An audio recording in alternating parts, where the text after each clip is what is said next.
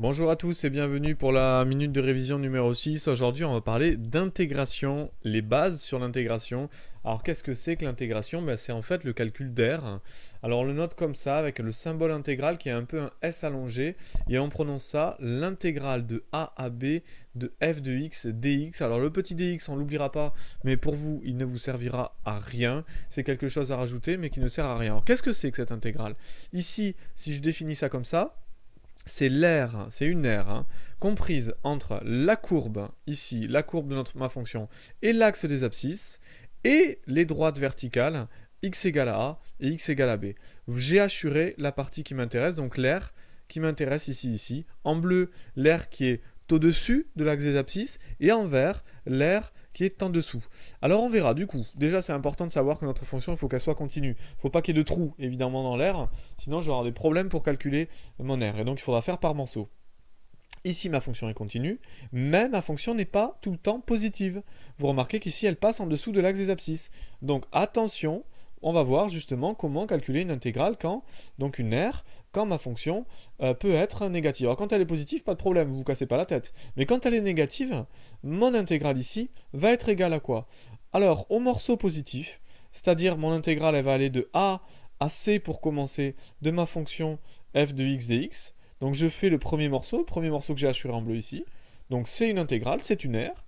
Plus le deuxième morceau en vert, donc je devrais avoir l'intégrale de c à d, de c à d. Mais là, comme la fonction est négative, on va prendre l'opposé de la fonction pour calculer mon aire. Sinon, en fait, c'est comme si je vais soustraire le morceau qui est en bas. Et ça ne m'intéresse pas, parce que moi, l'aire, c'est quelque chose qui doit être positif. C'est le calcul d'une aire. Donc je prends l'opposé de la fonction, pensez-y.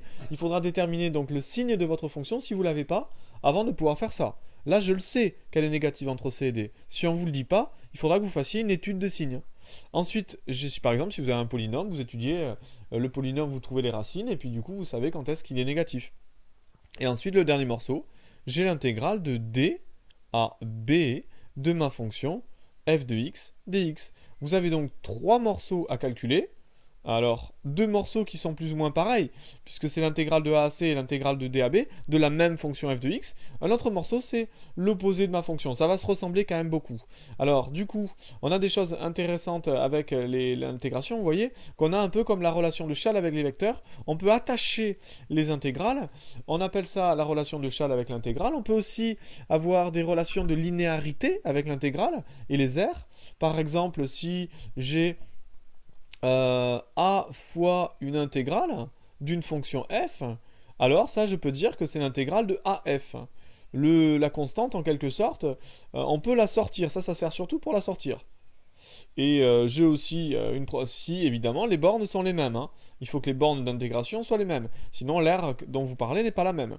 Et je peux avoir aussi une autre propriété de linéarité très importante, c'est que l'intégrale de f plus l'intégrale de g, si on est sur les mêmes bornes, en haut et en bas, eh bien ça, vous avez le droit de dire que c'est l'intégrale de f plus g.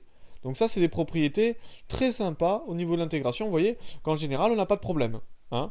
Que dire d'autre? Oui, vous allez me dire, mais comment on fait maintenant pour calculer une intégrale? C'est bien beau, mais quand ce sont des aires sous des courbes, justement, on n'est pas capable de calculer ça avec des formules classiques. Alors comment on va faire? On va utiliser ce qu'on appelle les primitives. Et il suffira de trouver une primitive de la fonction f pour calculer l'aire, en tout cas sous la courbe, et donc l'intégrale. Et ça, je vous montre ça dans la prochaine minute de révision.